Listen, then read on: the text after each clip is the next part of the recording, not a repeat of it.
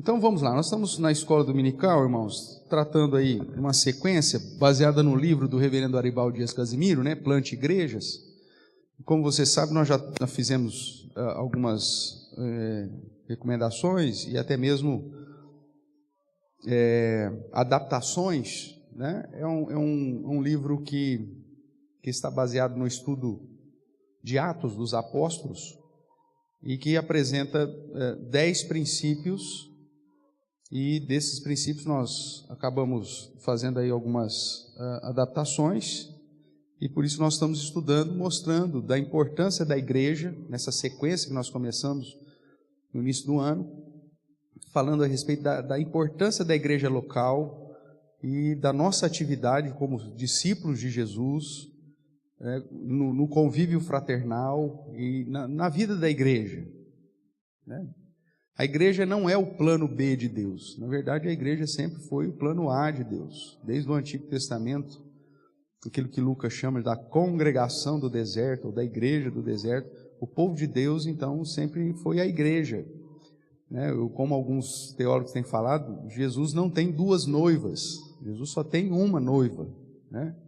Aqueles que fazem a distinção de o povo de Israel e a igreja, como se fossem duas situações distintas, ou como se fosse uma poligamia aqui, né? Uma ideia de duas noivas.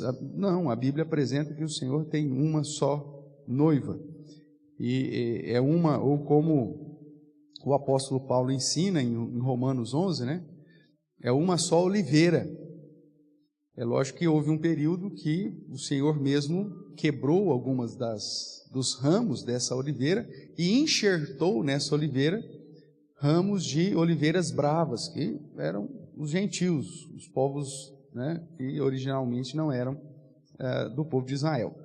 Mas é uma só oliveira, um só povo, uma só igreja. E essa igreja, ela tem a sua funcionalidade, a sua necessidade dentro do mundo que vivemos. E como cristãos verdadeiros, discípulos de Cristo Jesus, fazer parte da vida da igreja é essencial. E aí nós começamos a estudar isso. Eu convido você a abrir lá a palavra do Senhor em Atos, né, que é o texto base, que apresenta, de certa forma, aí, a missão da igreja, ou a história. É o único livro histórico do Novo Testamento, o livro de Atos, que conta a história da igreja, mediante a ação do Espírito Santo. E o texto base aí, né, que prova toda essa situação e o tema geral do livro de Atos se encontra em Atos capítulo 1, verso 8, quando Jesus então promete aos discípulos que eles receberiam autoridade para pregar, para testemunhar. Então, Atos capítulo 1, verso 8, diz assim: mas recebereis poder ao descer sobre vós o Espírito Santo, e sereis minhas testemunhas, tanto em Jerusalém, como em toda a Judéia e Samaria, e até aos confins da terra. O livro de Atos, então, vai registrar toda essa ação da igreja, saindo de Jerusalém e alcançando até os confins. Então, mostrando toda essas atividades, essas ações, essas posturas, princípios que foram colocados no dia a dia da igreja e registrando esse avanço. Por isso que de tempos em tempos, Lucas, que é o autor aqui de Atos, ele vai dando um relatório do crescimento da igreja, um relatório do crescimento numérico e um relatório do crescimento geográfico. Então ele vai, de tempos em tempos, ele diz, olha, a igreja tinha paz e recebeu não sei quantos convertidos. Começa com 120, vai para quase 3.000, depois ele põe para quase 5.000, dali a pouco ele fala que alguns sacerdotes já estavam agregando a prática do cristianismo, e aí já trata de multidão. E aí ele diz, olha, em Jerusalém houve perseguição, então a igreja foi para Samaria, de Samaria eles foram dispersos, e aí a igreja se espalhou, ao ponto que depois de Atos 13, com a organização de igrejas em várias outras cidades, em especial em Antioquia, a igreja de Antioquia se transforma num centro missionário, e aí envia as chamadas 3 viagens missionárias registradas em Atos, alcançando outras regiões. Então, o livro de Atos é um livro histórico que trata tanto do crescimento numérico da igreja, quanto também do crescimento geográfico da igreja. Nós vimos isso. E apresenta, portanto, princípios para que a igreja de hoje também exerça essa função. O livro de Atos, na verdade, não terminou, né? Nós estamos ainda nessa história da igreja do Senhor Jesus. E aí nós vamos chamar a atenção para os princípios que nós já estudamos, né? Que é testemunhar como Cristo. E o reverendo Arival apresenta que o primeiro princípio da igreja é que a obra missionária é a prioridade da igreja. Uma igreja que não está envolvida com a obra de pregar o evangelho, no sentido de alcançar as nações para o Senhor, é uma igreja que está se inclinando muito mais para um clube, se inclinando muito mais para uma rede de apoio, do que igreja propriamente. E nós temos muitas, né? Igrejas que estão nessa situação, se transformaram aí num Rotary Club, num Lions Club, numa maçonaria da vida, num escoteirismo, mas que não tem objetivo como igreja. É um clube, como qualquer outro grupo social que nós encontramos por aí, né? Leões do Brasil, que grupo mais que a gente pode citar aqui, mas a igreja se transforma então num grupo que tem atividades sociais, atividades de caridade, atividades de apoio à comunidade, né? Mas que esqueceu das marcas dessa verdadeira igreja e da missão dessa igreja, cuja prioridade, né, usando aqui o livro de Atos, é justamente a obra missionária. Nós somos chamados para sermos discípulos, e uma vez que somos discípulos, temos a responsabilidade e a obrigação de fazermos outros discípulos, né? A igreja não precisa de seguidores, a igreja não precisa de membros, a igreja precisa de discípulos. Essa é uma tecla que nós batemos aí, né, nessas primeiras aulas.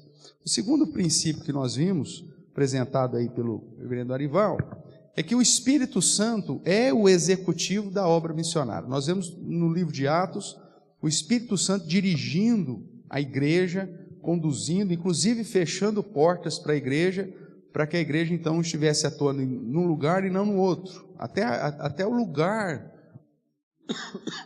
o avanço geográfico que a obra missionária estava alcançando era determinada pela ação do Espírito Santo. Em alguns momentos você vai encontrar no livro de Atos o registro de que, fomos impedidos pelo Espírito Santo de pregar em tal lugar. E aí depois o Espírito Santo revelava ao apóstolo Paulo, aqueles envolvidos com a obra missionária, que tinham que ir em outro lugar. Aí eles entendiam que tinham que ir passar a Macedônia, por exemplo.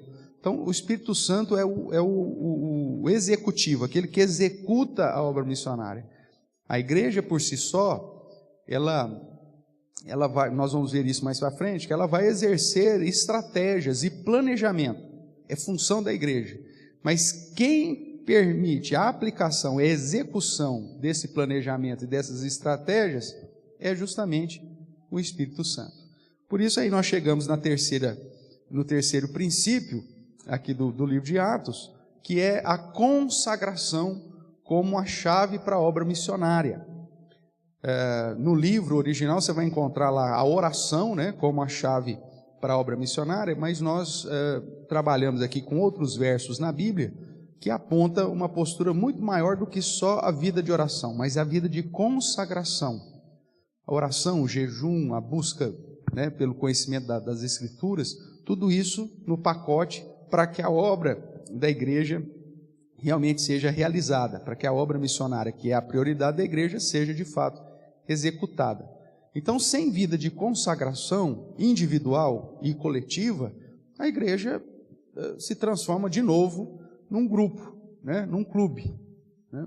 Pessoas que têm o prazer de conviver umas com as outras, e de se confraternizarem apenas umas com as outras, de trocarem experiências, né? E é tão gostoso uma igreja assim, porque é uma igreja que não vai confrontar a gente, como foi dito aqui na devocional, a nos dispor para toda boa obra, né? Assim que Paulo diz a Tito lá, primeiro para não ter uma postura, não ser difamador, não ser isso tal, mas ser dispostos a estar envolvidos em toda boa obra. E a igreja que não é uma igreja pautada no princípio da obra missionária como prioridade, irmãos, ela é uma igreja gostosa, porque você vai encontrar as pessoas, geralmente aos domingos, todas de banho tomada, com a roupinha bonitinha, né? Geralmente um perfume agradável, com um sorriso nos lábios, né? Com mãozinha dada com a esposa, né? Feliz da vida. Parece uma propaganda de margarina, todo mundo sorrindo um para o outro, né? O sorriso aberto, meu irmão, paz. Só que de segunda a sábado o cara é um demônio. Só que no domingo, já viu isso? É demais. E aí, nossa, que igreja gostosa, que rapaz, esse povo aqui eu acho que não briga, esse povo aqui eu acho que não sabe o que é luta, não sabe o que é dificuldade, só isso. Agora, isso é igreja? Não, isso não é igreja. Isso é um grupo de falsos, piedosos, né? De hipócritas miseráveis, e que quando são convocados para serem discípulos, espana. Peraí, não era isso que eu pensei. Não, agora o pastor vai querer puxar a minha orelha agora?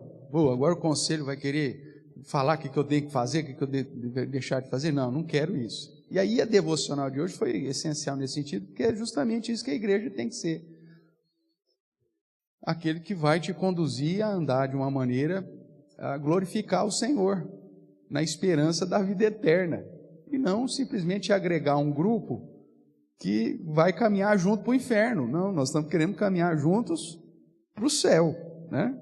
Então a consagração é essencial. Uma igreja que não se consagra, uma igreja que não tem vida de oração, uma igreja que não incentiva e que não ensina, que não discipula, que não questiona os seus membros a viverem com Deus, mais perto de Deus, a servir ao Senhor com zelo, a estar disposto a toda boa obra, se torna qualquer outra coisa menos uma verdadeira igreja. Vimos também, como quarto princípio, que o homem é o método de Deus para a obra missionária. Deus podia ter escolhido qualquer meio para alcançar as nações. O próprio Senhor Jesus ressurreto podia aparecer lá de tempos em tempos, né, convocando as pessoas a reconhecê-lo como servo como o próprio Deus. Deus poderia ter designado isso aos anjos. Já pensou? Você está em casa lá, de repente parece um anjão lá, eis que eu venho aqui te dizer. Deus podia ter feito isso, mas o que Deus escolheu? Usar pessoas para alcançar outras pessoas. Como serão salvos se não há quem pregue? Então Paulo diz que a figura do discípulo pregando o evangelho é essencial para alcançar outros. Foi o método que Deus escolheu. Pedro diz que os anjos anelam perscrutar, né? Mas Deus escolheu usar os homens para alcançar outros homens. Ele é o método, o homem é o método de Deus para a obra missionária. Vimos também que o quinto princípio é que esse homem, ele vai cumprir com a prioridade da igreja, que é a obra missionária, testemunhando de Jesus, mas através do evangelho. A pregação é o meio escolhido por Deus para promover a obra missionária. Romanos vai dizer que o evangelho é o poder de Deus para a salvação de todo aquele que crê, né? Primeiro do judeu, depois do grego. Então a pregação é o foco, a mensagem do evangelho é o foco. Aí o que a igreja muitas vezes tem feito como estratégia missionária, né? Colocar o foco no homem ao invés da pregação. Então o seu testemunho pessoal acaba assumindo o lugar do evangelho de Cristo, né? Aí você vê essas propaganda, né, missionárias, essas propagandas de cultos evangelísticos, né? Venha hoje, pregador, já foi 13 vezes no inferno. Venha hoje, imperdível, ex-bruxo, ex-corintiano, ex-petista. Aí você põe um monte de ex lá para tentar atrair as pessoas. E aí, querido, o evangelho é deixar de lado. E o foco da mensagem para tentar, entre aspas aqui, convencer as pessoas, está na experiência de vida de alguém. Esse não é o método, esse não é o princípio. O princípio para alcançar as pessoas é mediante a pregação. Paulo, em Efésios, capítulo 1, verso 13, diz que ao ouvir do evangelho da vossa salvação e tendo nele crido, fostes selados com o Santo Espírito da promessa. Em Romanos, Paulo vai dizer que a salvação vem pelo ouvir, e ouvir da palavra de Cristo. Então a igreja e o discípulo, ele não vai pregar historinha, ele não vai fazer um sermãozinho alegórico, que é bonitinho, que agrada todo mundo, né? Que agrada russos e ucranianos. Não, ele vai pregar aquilo que a Bíblia quer que ele pregue, a palavra de Deus. Essa é a pregação, e esse é o método, o meio escolhido por Deus para alcançar os seus eleitos. Vimos também no 6º princípio, e que é o que vamos dar uma ênfase hoje, que a igreja local é a base para a plantação de igrejas. É muito comum nos nossos dias nós terceirizarmos a obra missionária. Tem igreja que até entende que a obra missionária é a prioridade da igreja. Pastor, a gente tem que investir em plantação, evangelismo, discipulado, porque a obra missionária, fazer discípulos, é a prioridade da igreja. Ótimo. E como nós vamos fazer isso? Não, nós vamos terceirizar. Porque aí os membros falam, não, pastor, esse negócio de eu ficar pregando o evangelho para as pessoas vão ficar constrangidas, pastor. Eu vou criar confusão lá no meu trabalho. Se eu falar que eu sou crente, se eu falar que as pessoas precisam de se arrepender, de se entregar para Jesus, os meus vizinhos vão ficar me olhando, o crente lá. Então é o seguinte, faça o seguinte, vamos terceirizar esse negócio, vamos contratar um evangelista, vamos contratar um missionário, né? E aí a gente só fica vivendo a parte gostosa, sentadão, né? Ouvindo, e a gente não prega para ninguém, porque a gente terceiriza isso. Então, pastor, contrata um missionário, contrata um evangelista, contrata uma educadora cristã, e a gente banca esse negócio. Mas como membro, como discípulo de Cristo, a gente não faz nada, não. A igreja local é a base da plantação. Através dos dons que o próprio Deus te capacitou, através da capacitação vinda do Espírito Santo, no exercício do ministério que Ele te chamou, na preparação de líderes, na preparação e na educação desses discípulos, é que a obra missionária vai ser realizada. É a igreja local que precisa ser a base para o envio, inclusive, de missionários que são dotados e capacitados para isso. É a igreja local que vai receber relatórios, que vai acompanhar esses missionários, se for para a plantação de igrejas em lugares longínquos. E é essa igreja local, através dos dons, dos departamentos, ministérios que ela mesma exerce, que vai alcançar o lugar que ela está inserida. Não é através da terceirização. E qual que é a maior característica da terceirização? É um mal necessário hoje, né? Por que é um mal necessário hoje? Porque a igreja quebrou esse princípio aqui. Então, qual que é esse mal necessário? A criação de agências missionárias. Você sabe que nós já trabalhamos, fomos diretor da APMT, já fomos daqueles que trabalharam para a organização da agência missionária de plantação de igreja e evangelismo aqui do presbitério, assassinada recentemente, né? Mas nós fomos. Mas por que então o senhor trabalhou com a questão de criação de agência? Por que o senhor foi diretor de agência missionária? Porque a igreja local perdeu esse princípio. Se a igreja local estiver inserida nesse princípio, sabendo que ela é a base para a plantação de outras igrejas, não haveria necessidade de vocês se organizarem em agência missionária. Agora, quando a igreja falha, aí a gente tem que criar algum mecanismo para tentar suprir. E aí o que faz? A igreja local, ela fala assim, não, nós mandamos uma oferta para a PMT. Pronto, já estamos investindo em missões, pastor. A gente envia, como nós vamos fazer, né? Essa é uma das atuações, mas se ficar só nisso está errado. Nós vamos fazer uma arrecadação durante 3 meses na escola dominical, com as classinhas das crianças, para enviar lá um recurso para a obra missionária. Pronto, estamos fazendo a nossa parte. Isso são atitudes ou atividades que nós devemos fazer, mas se resumir só a isso, perdemos o princípio. Abra sua Bíblia lá em Atos, capítulo 13, que é o texto que eu sempre chamo a sua atenção, né?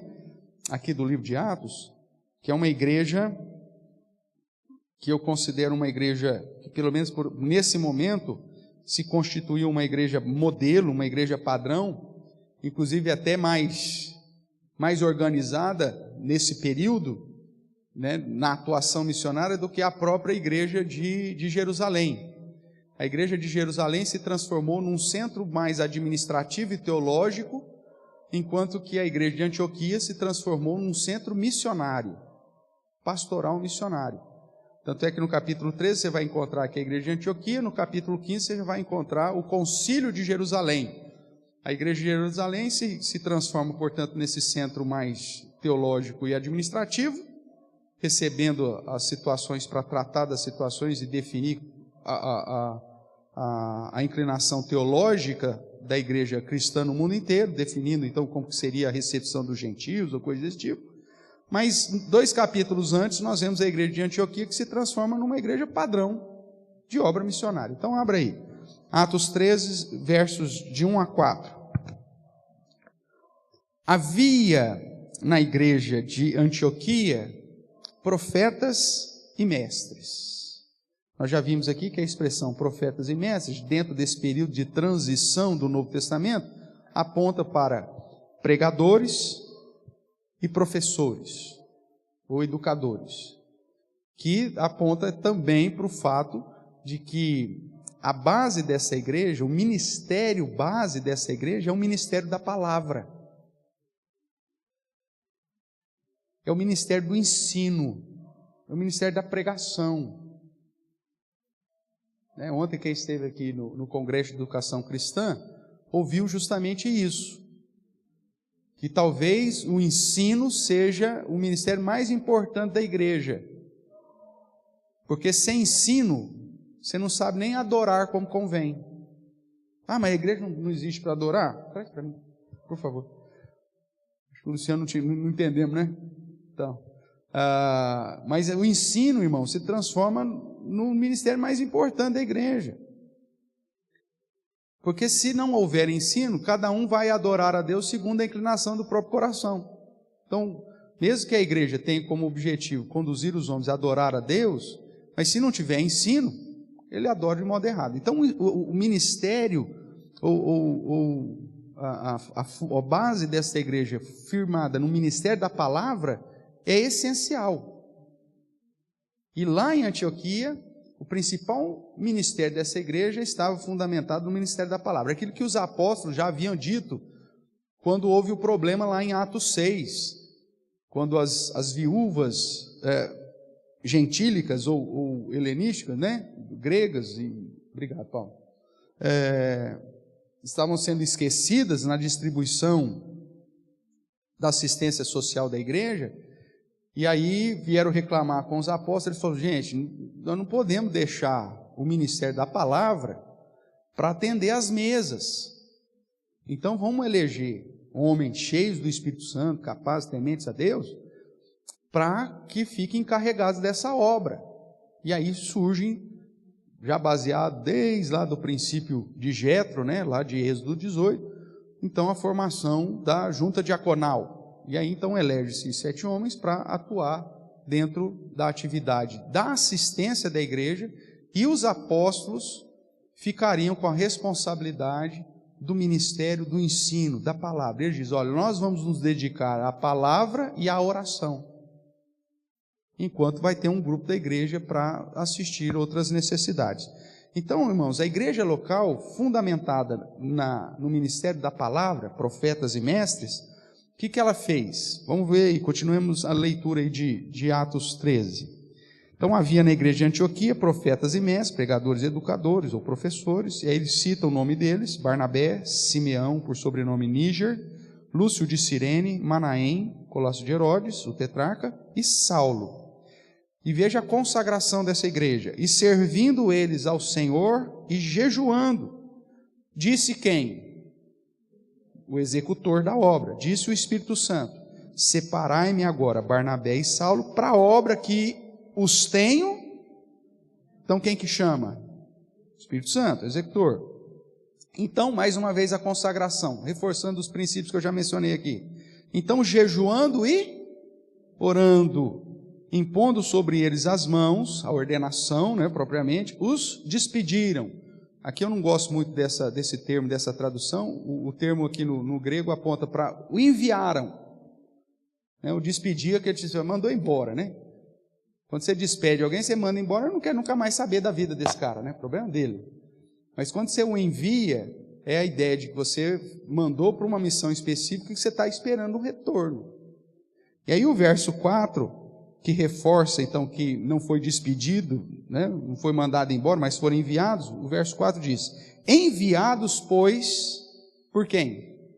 Pelo Espírito Santo, desceram a Seleucia, dali navegaram para Chipre. E aí então começa a viagem missionária. Então veja, irmãos, é a igreja que tem um ministério e um departamento firmado no ministério da palavra, que ensina essa igreja, que discipula essa igreja, e que através de uma vida de consagração dessa igreja, a sua vida de oração, a sua vida de estudo, de meditação na palavra, de jejum, e através dessa igreja a gente reconhece aqueles que o próprio Espírito Santo tem escolhido, chamado para determinadas atividades. E essa igreja local envia os missionários. Veja que a igreja de Antioquia não chegou e falou assim: gente, então peraí, nós estamos aqui, Ministério da Palavra, estamos tendo uma vida de consagração, vamos lá perguntar para Jerusalém se a gente tem que mandar missionários, ou a gente tem que mandar missionários lá para a agência da igreja de Jerusalém, e essa igreja lá de Jerusalém, então, conduz as pessoas para o campo missionário. Não, cada igreja local se organizava e se fundamentava para enviar os seus próprios missionários. Depois isso fica mais claro com as cartas do apóstolo Paulo, as igrejas, onde você vê, então, a igreja de Tessalonicenses, por exemplo, sendo uma igreja também modelo, porque ela é uma fé operosa, e que agia e que conduzia a um discipulado, uma pregação. Você vê uma interação entre as igrejas, Paulo escrevendo para Antioquia e pedindo para pegar a carta de Antioquia, ser lida em Colossenses, e pega a carta que é escrita a Colossenses para ser lida lá em Antioquia. Essa carta de Antioquia, na verdade, nós não temos, mas é registrado que isso aconteceu. Então havia uma interação, e dessas, depois mais no final, nós vamos ver lá na terceira carta de João, a ideia de irmãos que eram pregadores da verdade, que saíam de cidade em cidade, e que lá na terceira epístola de João, nós temos a figura de Gaio e a figura de Diótrefes, um que apoiava a obra missionária e outro que queria a primazia da igreja. E aí João chega e fala: não, nós temos que acolher esses irmãos que estão aí sendo enviados para pregar o evangelho, porque quando nós os acolhemos e os sustentamos, nós nos tornamos cooperadores da verdade. Então veja, a igreja local atuando de uma maneira não terceirizada, mas atuando de uma maneira primordial, primária, na tarefa de fazer discípulos. Então a igreja local é a base para a plantação de outras igrejas. Infelizmente nós temos hoje colocado a responsabilidade muito mais sobre a muleta, nós criamos essa muleta, que são as agências missionárias, nós jogamos para a agência muito mais a responsabilidade de plantar outras igrejas do que abraçarmos de fato a responsabilidade que é da igreja local. Tudo bem? Então vamos lá. A igreja local deve coordenar o trabalho missionário, recrutando, treinando, enviando, sustentando e recebendo os relatórios dos missionários. Nós lemos aí Atos 13, né, de 1 a 5, ou de 1 a 4, mas depois nós temos a ideia de que eles chegam a Salamina, anunciaram a palavra de Deus nas sinagogas judaicas, verso 5 de Atos 13. E tinham também João como auxiliar. Então sempre um grupo, né? E aí nós vemos que depois dessa obra missionária, que é uma atividade da igreja local, uma responsabilidade da igreja local, eles voltam, esses missionários voltam para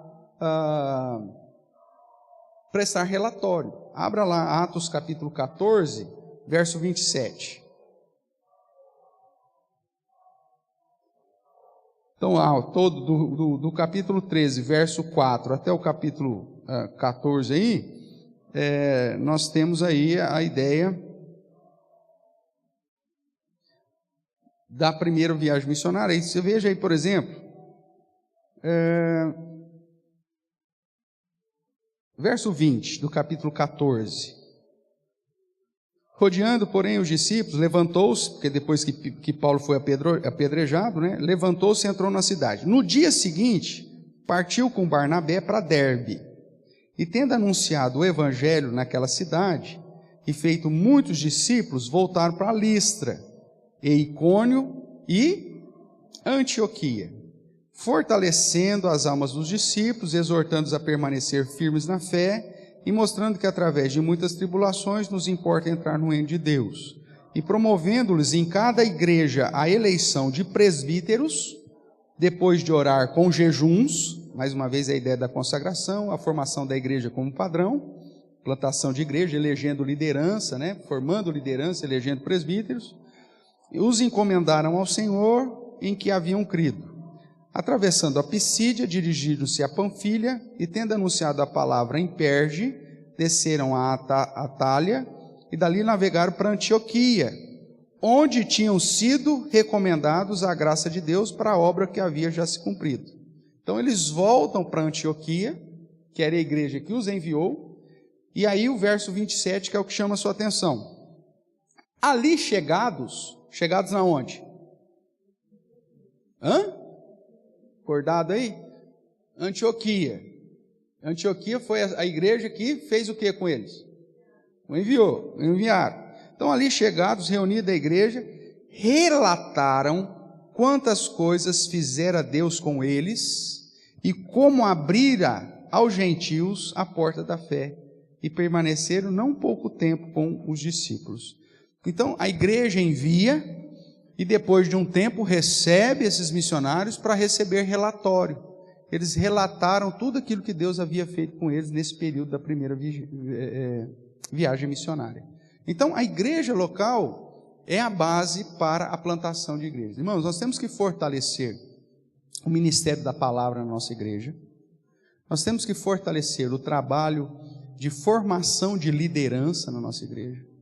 Nós precisamos estabelecer mecanismos para auxiliar os crentes que vão chegando a ter um crescimento no conhecimento da palavra, no conhecimento dos dons que o próprio Deus deu. Então nós temos que ter um ministério aqui para auxiliar os irmãos a identificar os seus próprios dons, para que então nessa formação de liderança, identificando os dons que o Senhor mesmo tem nos dado mediante o seu Espírito, nós determinemos as atividades que essa igreja fará, porque quem determina isso é o próprio Espírito Santo, através dos dons que Ele concedeu aos crentes, e a partir daí, surgindo vocações, chamados específicos, nós precisamos nos organizar para sermos uma agência missionária, enviando os nossos próprios missionários, preparando os nossos próprios missionários, cuidando dos nossos próprios missionários, recebendo-os de volta para que estes prestem relatório, e assim preparando cada vez mais pessoas para ir plantando outras igrejas. Uma igreja viva, uma igreja que está sendo dirigida pelo Espírito Santo, é isso que vai acontecer. Agora, não passa sobre tem esses princípios. Se a gente não identificar que a nossa prioridade é a obra missionária, é plantar outras igrejas, se nós não identificarmos que isso é feito através de nós mesmos, dos homens, se nós não identificarmos que precisamos estar debaixo da ação do Espírito Santo, com vida de santidade e consagração, né? Oração, jejum, buscando isso, se não entendemos que a igreja precisa ser esse centro pedagógico, teológico, para capacitar as pessoas a pregar esse evangelho e fazer outros discípulos, inclusive reconhecendo os dons que o próprio Espírito Santo de Deus dá e cumprindo com o direcionamento que o Espírito Santo dá. Se nós não vivermos nesse sentido, irmãos, nós nunca alcançaremos o padrão que realmente Deus espera de nós como igreja. Nós seremos um clube, nós seremos um grupo, nós seremos uma comunidade, mas não seremos uma igreja. Então, a sua responsabilidade, uma vez que você foi alcançado pelo Espírito Santo de Deus, como discípulo do Senhor, é se consagrar cada vez mais e crescer na graça e no conhecimento, como nos ensina o apóstolo Pedro, para que você possa exercer, então, reconhecer primeiro o dom que recebeu, exercer o ministério para o próprio Deus te chamou, atuar de uma maneira constante na igreja local, para fortalecer essa igreja local para o cumprimento da obra prioritária dessa igreja, que é a obra missionária. Se nós tivermos simplesmente espectadores,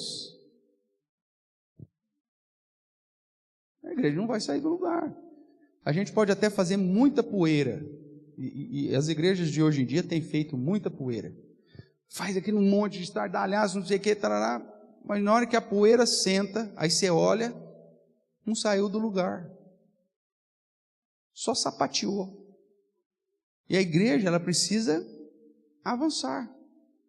Nós vimos no início dessa sequência de estudo que o crescimento da igreja é em todos os sentidos. É geográfico, é em numérico, é em conhecimento, é em qualidade, é em tudo.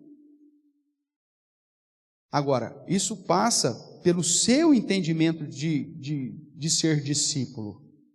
Porque se você não entende que você é um discípulo, você passa a ser simplesmente um ocupador de banco. Aquele que vem aí.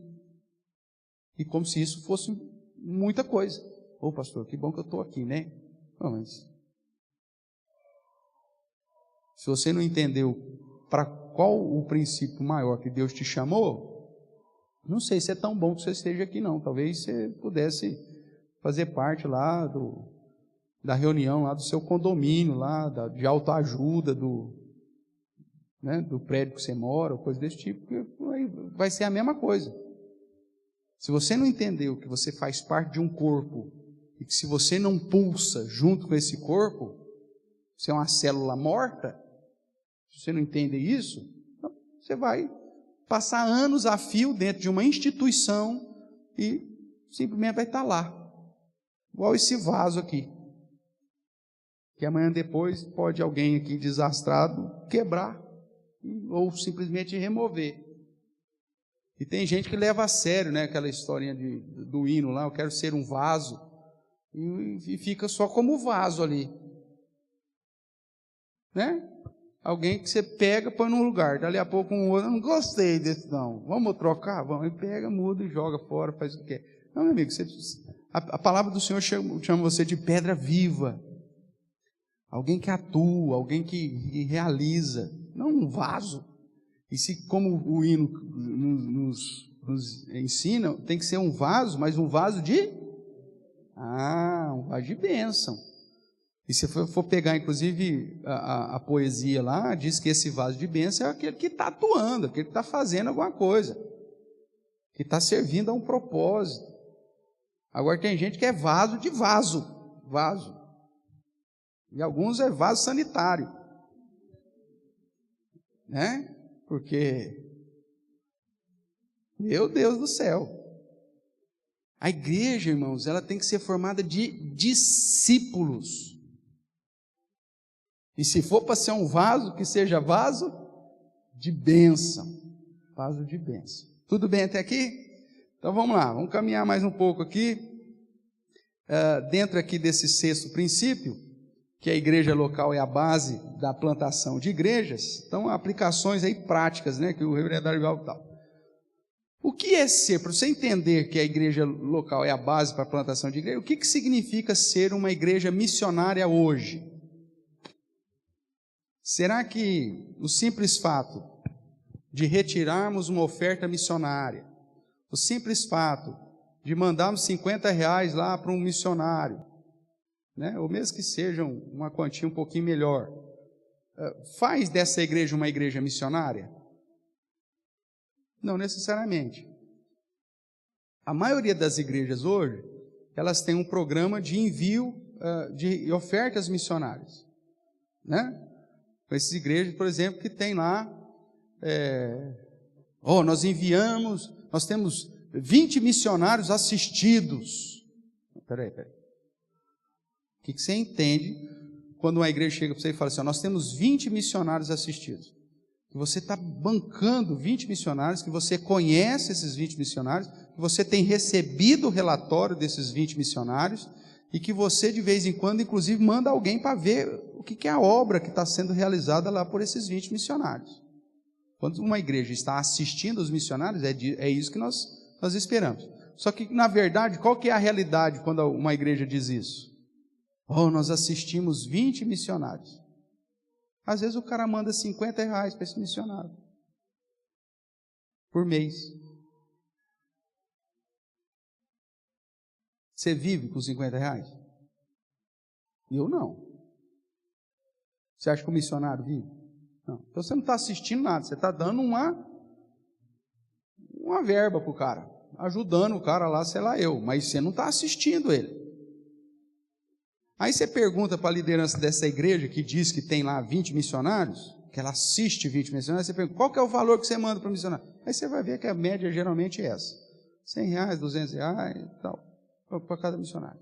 Aí você pergunta, aonde que está o missionário? Sei não. Pergunta para os membros da igreja, se eles conhecem os 20 missionários. Se já viu esse cara alguma vez na vida. Pastor, não.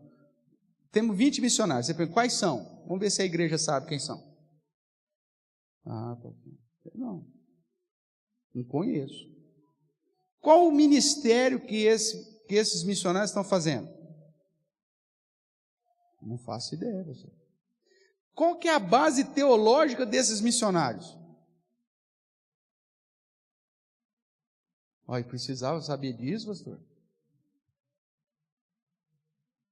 Aí você pega o nome dos 20 missionários, aí você vai descobrir que nos 20 missionários que a igreja diz assistir, porque mandam um recurso para esses missionários mensal, tem missionário lá que está pregando um evangelho totalmente diferente do nosso. Que não acredita em trindade, mas é missionário assistido. Aí você fala assim, peraí, cara.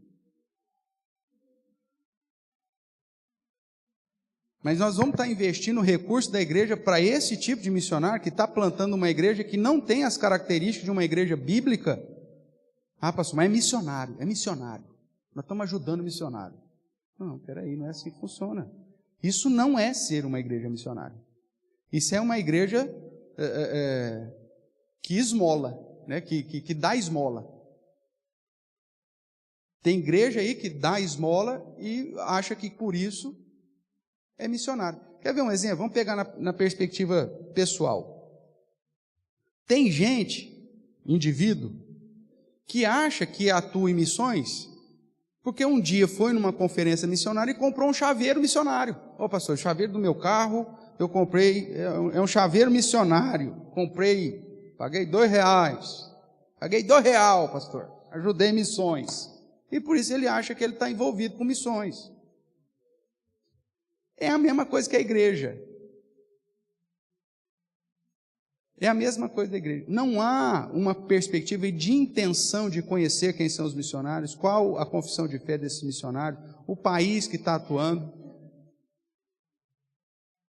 Eu tive a oportunidade, enquanto diretor da PMT, de visitar alguns campos e prestar consultoria a esses campos. Irmãos, tinha um lugar que a gente chegava, que eu falava assim, meu Deus do céu, esse cara aqui, ele só está recebendo dinheiro da igreja para viver num país de primeiro mundo, porque esse cara não está fazendo nada.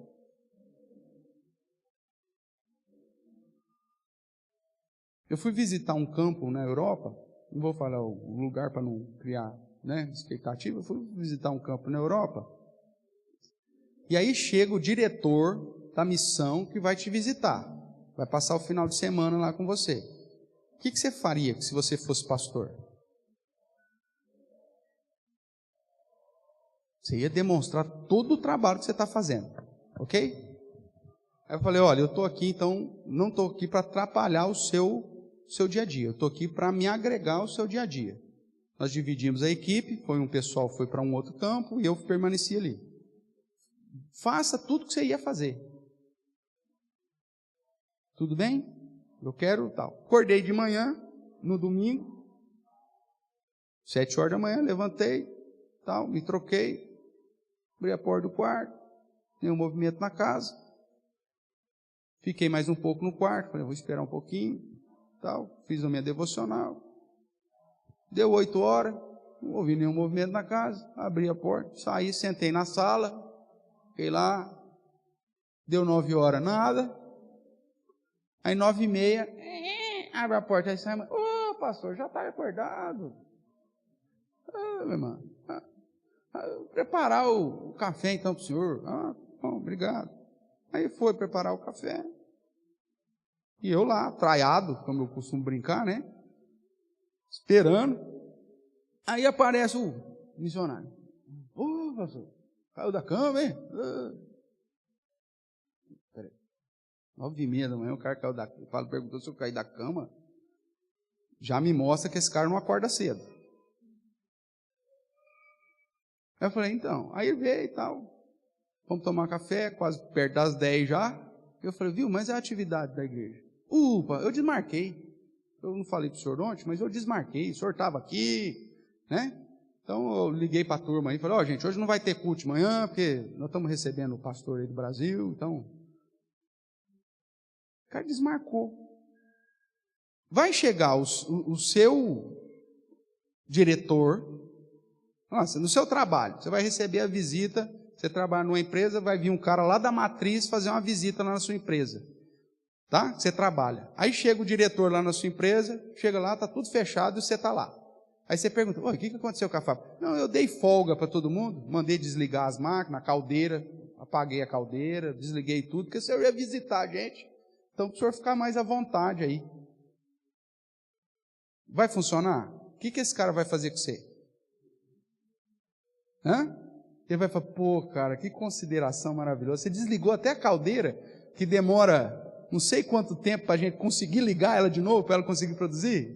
Quem tem essa informação aí? Sabe quanto tempo demora para ligar uma caldeira? Sei lá, demora dias para ela conseguir aquecer de novo, para conseguir produzir. Você desligou a caldeira só porque eu ia vir visitar? Eu desliguei.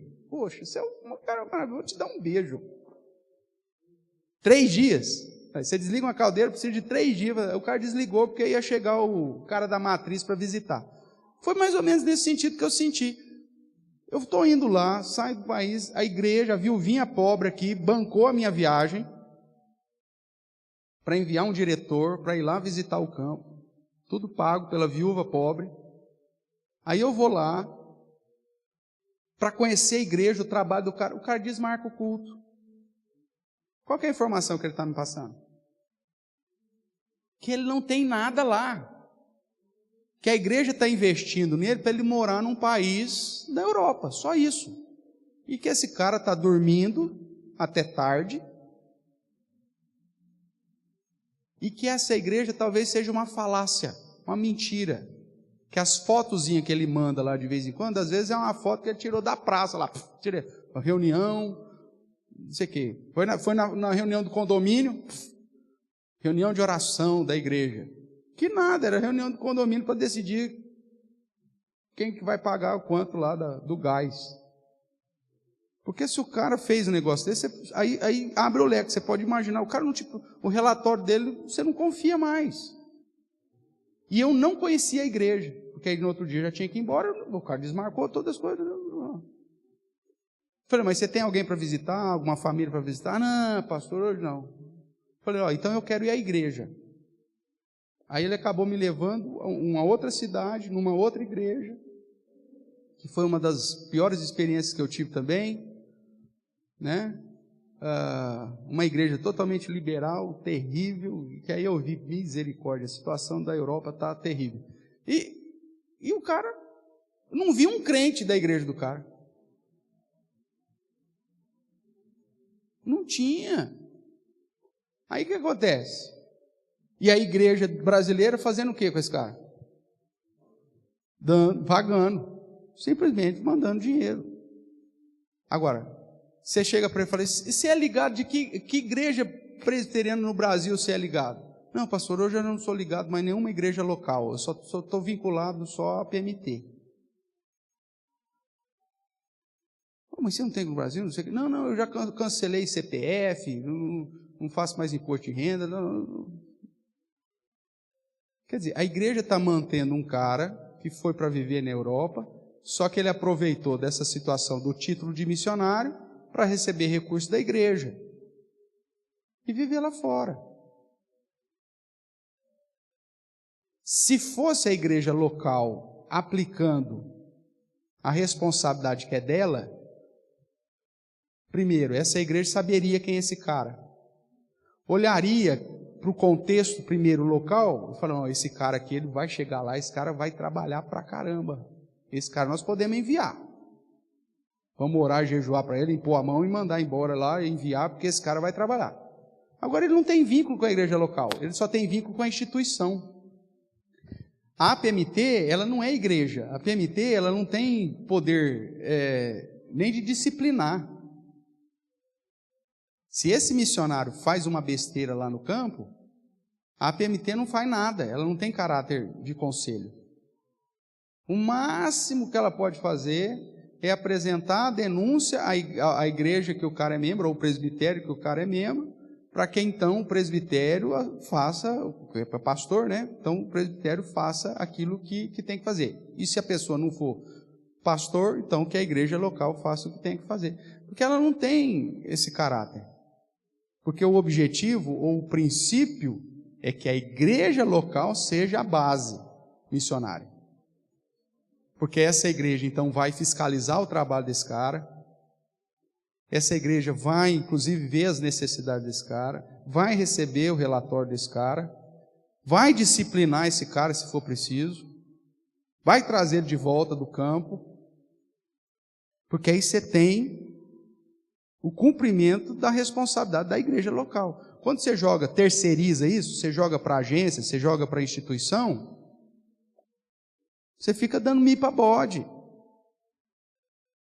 E a instituição, para se manter, ela faz um marketing que não necessariamente é verdadeiro. Temos 200 missionários, estamos presentes em mais de 50 países. É uma coisa maravilhosa o relatório. Só que você fala, e desses 200 missionários, quantos são crentes? Não sei. Quantos estão ligados na verdadeira igreja? Não sei. Quantos que estão lá pregando? Não sei. Qual que é o ministério de cada um? Não sei. Então, peraí, a gente só está dando recursos. A gente se transformou num centro, no Banco Cacique, que envia recursos para os outros. Só isso. E aí cria uma atmosfera que a igreja é missionária.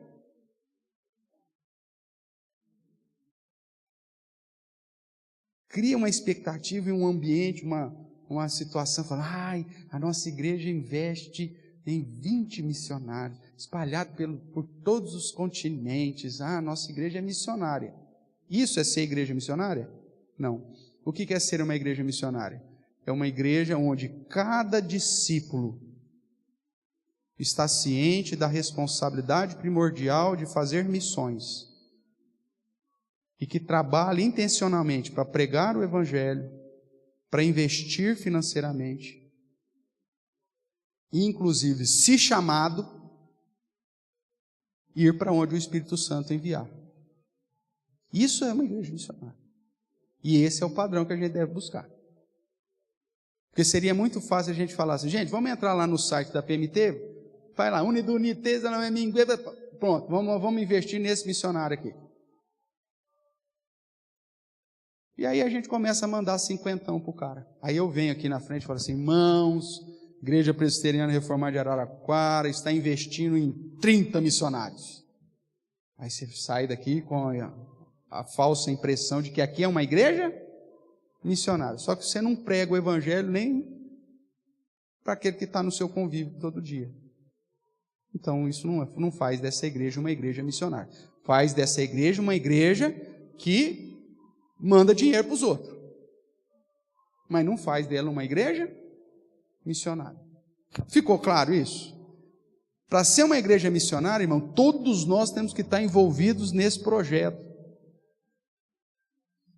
Escolhendo, enviando e capacitando realmente quem Deus está levantando no nosso meio. Como que então nós podemos ser uma igreja missionária? A partir do momento que você for um missionário, um discípulo missionário. Porque o discípulo faz missões, então tudo bem, a partir do momento que você for um discípulo verdadeiro. Vida de consagração, conhecimento das Escrituras, envolvimento com a obra do Senhor, desenvolvendo o ministério que o próprio Deus te deu, através do dom que Ele te deu, e não só um espectador. Acho que foi ontem, né, que eu, no pensamento do dia, eu pus lá uma situação, aquele que comigo não ajunta, espalha, lá de Mateus. E aí eu termino, acho que o pensamento dizendo, nós precisamos, não de espectadores, né, mas gente que põe a mão na massa. Aí eu até falo de uma filosofia minha, eu falei, o fato de você não atrapalhar, você já está ajudando, né? Mesmo que você não faça nada, mas o fato de você não atrapalhar, você já ajuda. Isso é a minha perspectiva. Pastor, não dá para ajudar. Mas tá bom, só se você não atrapalhar, já está bom. Porque tem gente que não ajuda e só atrapalha, né? Já viveu isso na sua casa? Às vezes você contrata alguém para ajudar, para fazer uma limpeza na sua casa lá, aí ela pega o pano que ela acabou de passar no chão do banheiro, que aquele seu cunhado foi lá e o cara tem um chafariz na hora que ele vai urinar, ele mija. Aí você pega aquele pano lá, e aí você pega aquele pano e ela pega aquele pano e já vem passando pelo corredor, e já vai entrando na sala com aquele mesmo pano. O que ela está fazendo? Está limpando? Não, ela está emporcalhando tudo. Você está fazendo, para, pode ir embora. Porque você não está ajudando, você está atrapalhando, você está aumentando o meu serviço. Ela fala, não, pode deixar. Aí ela corre lá, pega a buchinha lá da cozinha, vai lá no banheiro, no vaso sanitário, lava, não sei o quê. Aí já pega a buchinha de novo, tem que lavar a louça? Tem, pode deixar. Aí o que você fala para ela? Fala, nossa, que bênção. Você fala, não, para. Você não está ajudando, você está atrapalhando. Então, é aquilo que eu falo. Tem gente que o simples fato de só não atrapalhar já ajuda. Só que na perspectiva bíblica é diferente. Jesus fala, se você não ajuda, você está atrapalhando. Se você não se envolve, se você não atua, você está sendo um atrapalhador. Quem comigo não ajunta, está espalhando, você está atrapalhando, você está criando confusão. Então, dentro da igreja, para a igreja ser uma igreja missionária, ela precisa de discípulos que estejam envolvidos, compromissados e atuantes com a obra. Porque se você não está envolvido na visão de Jesus, você está atrapalhando. Se você não está colocando em prática o dom que você recebeu como discípulo, você está espalhando ao invés de ajuntar. Então, a igreja missionária, ela precisa do envolvimento, do compromisso de todos os verdadeiros discípulos. Aí ela vai ser uma igreja missionária, porque toda a atividade dela e a atividade dos irmãos vai estar voltada para glorificar a Deus, edificar pessoas e, obviamente, que a tarefa primordial, que é missões, vai acontecer naturalmente. Então, quais atividades individuais e coletivas são necessárias para ser uma igreja missionária? Sintetizando, individualmente ser discípulo e coletivamente ser uma igreja bíblica, pautada no ministério da palavra, porque ela vai fazer aquilo que ela realmente tem que fazer. Tudo bem até aqui? Perguntas? Sim, não? Então, concluindo, irmãos, o sexto princípio, a igreja local é a base da plantação da igreja. Então, chegamos aí. Semana que vem, se Deus permitir, nós entraremos então no sétimo princípio. Então, a obra missionária é a prioridade da igreja, o Espírito Santo é o executivo da obra, a consagração, apesar daí do slide da oração, mas a consagração é a chave para a obra, o homem é o método de Deus, a pregação é o meio escolhido, e a igreja local é a grande responsável, tem que ser a base para a plantação de outras igrejas, ou para a atividade missionária dessa mesma igreja. Ok?